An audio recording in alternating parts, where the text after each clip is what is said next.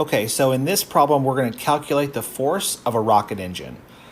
All right, so I'm going to lay out the problem and then we're going to solve it. So what we have here is a rocket on the left side of my screen.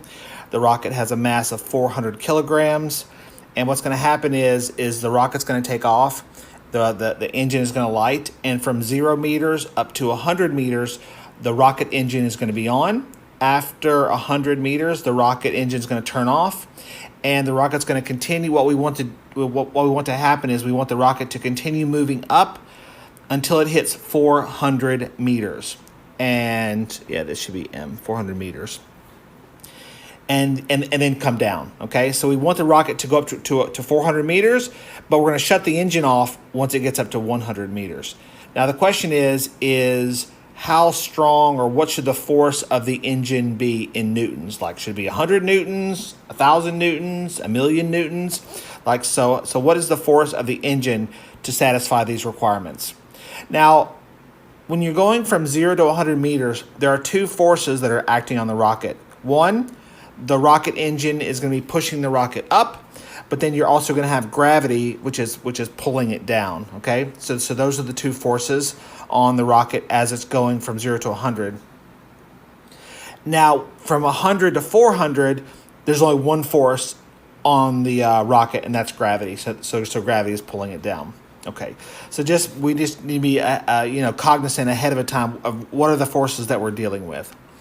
Now, in all these problems that I've shown you, there are, in essence, from my perspective, two ways of doing this. One, like the classical way of doing it, using like equations, and then the way that I usually like to do it is a more like intuitive approach.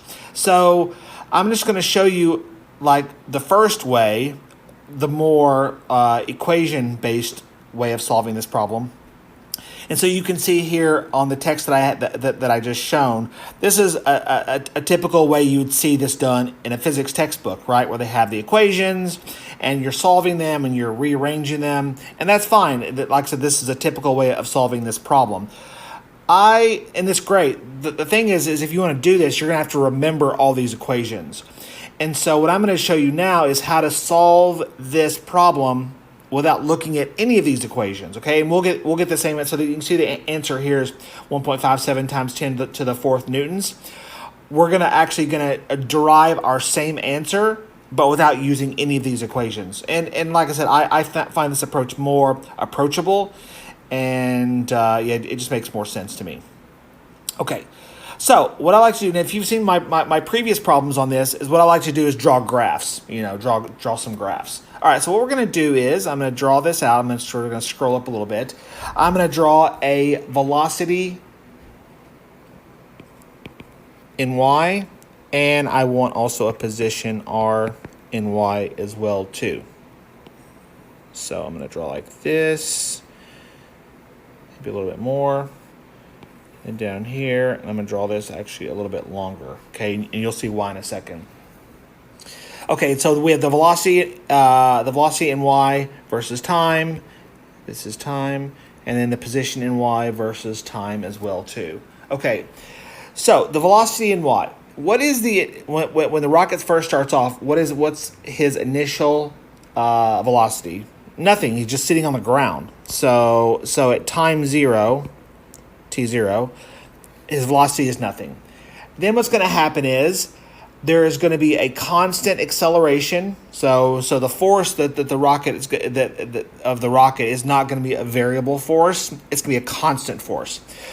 So because it's a constant force, that means it will create a constant acceleration. So we're going to have some constant acceleration because the force is going to be constant. And as you may remember, force is equal to mass times acceleration, right? So if the force is constant, then the acceleration is going to be constant.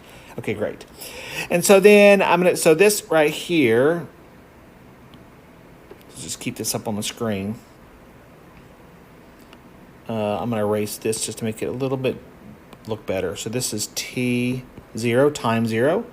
And then this guy here is at time 1. So at time 1, or T1, this is when the rocket engine cuts off, okay, right Here is when the rocket engine cuts off. And then after the rocket engine cuts off, then gravity just kicks in. Well, gravity is always here, of course. And then it's going to go like this. Hold on, that looks bad. Let me try that again. Okay, that looks better. And so, yeah, and then it goes to here, which we'll call this T2. Okay, so we have T0, the rocket takes off. T1 is when the engine cuts off, and then T2 is at where the velocity in y is 0. Okay, let's put some numbers in here. So because this is a velocity graph, we know that from T0 to T1 that the rocket has gone 100 meters, because that's what it tells us. And then we also know from T1 to T2, the rocket has gone 300 meters. So the total distance that the rocket has traveled between T0 and T1 is 100 plus 300, or 400 meters, which is what we're looking for. Now, what I don't know is this point here, and I'm just going to call this point V, or velocity. So I don't know what the velocity is. So when the rocket has achieved 100 meters in altitude, what's its velocity? I don't know. But that's going to be very important for us to figure out. But currently, right now, I don't know what it is. Now, this first slope, this right here, this slope. This is also the acceleration of the rocket as it's going up. Do I know what it is? No, I don't know what it is. So we're going to leave it alone. But this one right here, over here, this is the slope or the acceleration of the rocket as it's after the engine is cut off. Do I know what that is? Yeah, because that's gravity. So remember the force that is active. Well, gravity is active throughout the whole thing, but the only force from T1 to T2, the only force is gravity. And of course, as we all know, that's negative 9.8 t. So that's the slope of this line, is negative 9.8 t. Great. It's negative because obviously it's sloping down, and gravity is also pulling down. Okay, and the acceleration, the acceleration is also down. Okay, so that looks pretty good. Now, let me actually do this. What I want to do is I want to show the position as well too.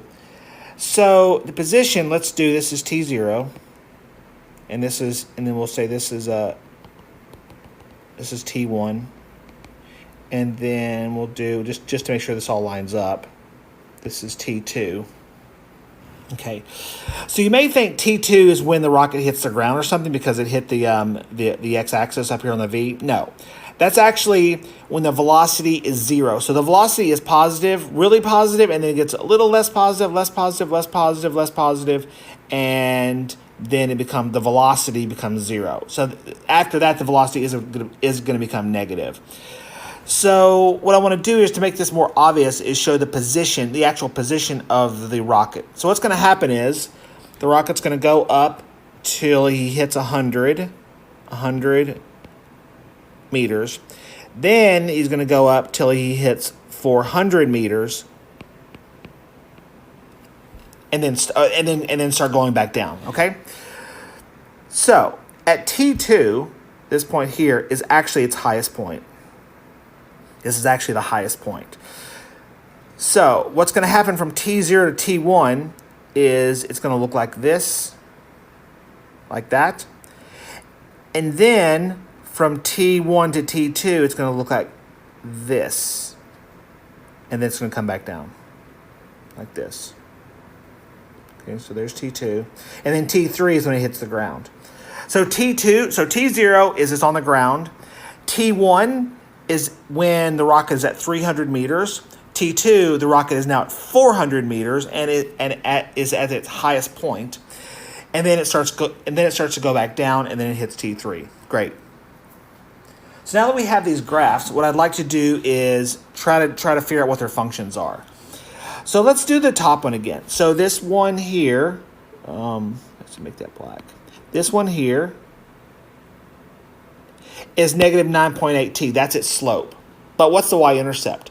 So what we could actually do though is we could make like a temporary function, meaning I could make this my y-axis, t1, right here. I can make this a temporary y-axis. Okay, instead of t0, I'll just make t1 my y-axis. Okay, and you'll see why in a second. So if I want to make t1 my y-axis, then up here at the top, negative 9.8t, I can just say that plus v, because the y-intercept now is v. Okay. Given the fact that I'm making t1, my t1 is now my origin in essence, or my y-axis. Because I'm doing that, my equation over here on the top is negative 9.8t plus v. Great. And if I do that, then if I do that also on the bottom, then my equation looks like this. Well, first of all, the negative 9.8t plus v, that, if I want to bring this down here, that equation down here, I have to integrate that, of course, right? So then that would become negative 4.9t squared plus vt, right? Now, I need my y-intercept, but because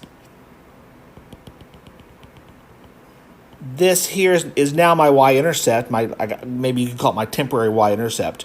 It's now, what is that, 100? So I can just say that plus 100. So those are my two functions. The one on top is negative 9.8t plus v, and the one on the bottom is negative 4.9t squared plus vt plus 100. And the way I got the one on the bottom is I just integrated the top function. Okay, so now what I want to know is where does this, let me just change to this. This negative 9.8t, this thing is highlighted in yellow. Where does it equal? Actually, let me make that a little bit less. Where do those two functions intersect? Also, at the top, where does this function, the negative, and maybe I'll change the color to that, where does this function equal 400? And where does the top one equal 0? Okay, so I want to know, where does negative 9.8t plus v, where does that equal 0? Where do those two functions intersect? And on the bottom, I want to know, where does the function negative 4.9t squared plus vt plus 100 equal, where does that function and the 400 function, where do those two functions intersect? Okay, so if you do that, so now I have two functions and two unknowns, right? The two unknowns, of course, are v and t. So if I do that and I plug that into, like, any type of equation solver, you'll find out that v is equal to 76.68 meters per second, and then t is equal to 7.82 seconds. That 7.82 seconds is just this, 7.82 seconds. That's also here, 7.82 seconds. So that's the time between T1 and T2. I don't really care about that. It's not useful in our discussions, but when you solve the system of equations, it obviously will pop out. But what I do want to know is the velocity, and I just got that. So now I know that the velocity is 76.68. So if I come back here and I put 76.68 meters per second, okay? So now I know that. And so now I can actually solve. So I'm looking for the slope of this line here. Let me just show you what I'm looking for. Let me change it to maybe this color. I'm looking for the slope of this line. Okay, and remember, the slope of that line is acceleration. And acceleration, of course, is directly proportional to force, which is what we're looking for. So how can I find the slope of that red line? Well, you'll notice that that's a triangle, right? That's a triangle. And the area of a triangle is of a right triangle is area equals 1/2 times the base times the height, right? The area, as you can see, is 100. 1/2 is still 1/2 times the base and times the height. The height is the velocity, or 76.68, 76.68. In this case here, B is 2.61. 2.61 seconds. This is our time. So remember that I did the area of a triangle here, and so I was looking for time, or the thing on the x-axis between t0 and t1. So that's 2.61 seconds. That's this time right here. Great. So now I have my the v is 76.68, and I have t0 between t0 and t1 is 2.61. Now you may remember that acceleration, which is what we're looking for, is delta v over delta t, right? Change in velocity over time. Well, the velocity changed from 0 to 76.68, or just 76.68 meters per second, over the change in time, which is 2.61 seconds. And that gives you 29.38 meters per second squared. Okay. So that's the slope of this line, is 29.38. I'll just write that down. 29.38. That's the slope of this line. Positive, obviously.